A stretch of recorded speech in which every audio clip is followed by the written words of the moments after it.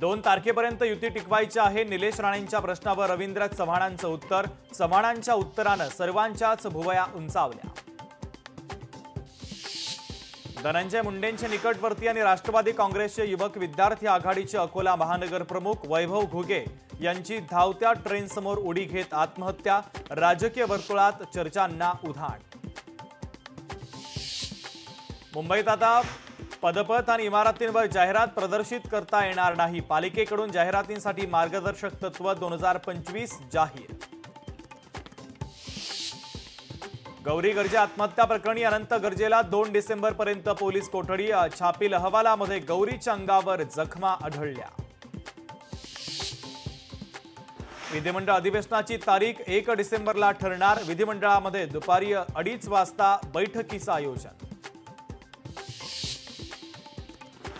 मुंबईची झालेली दशा आणि भाषेचा वाद या संदर्भात सत्य परिस्थिती लोकांसमोर कशी मांडावी या संदर्भात आजच्या भेटीत ठाकरे बंधूंमध्ये चर्चा झाल्याची सूत्रांची माहिती।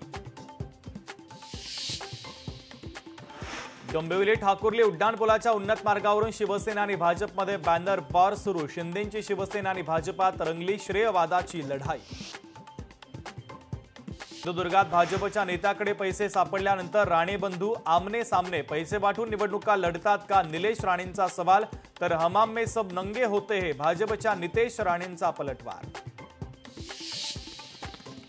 मुंबई महानगरपालिकेसाठी भाजपकडून तयारीला वेग। भाजपकडून इच्छुकांच्या मुलाखतींना सुरुवात। विद्यमान नगरसेवकांपैकी अनेकांचा पत्ता कट होण्याची शक्यता। लोकशाही मराठी ऐका, पहा, जागरूक रहा।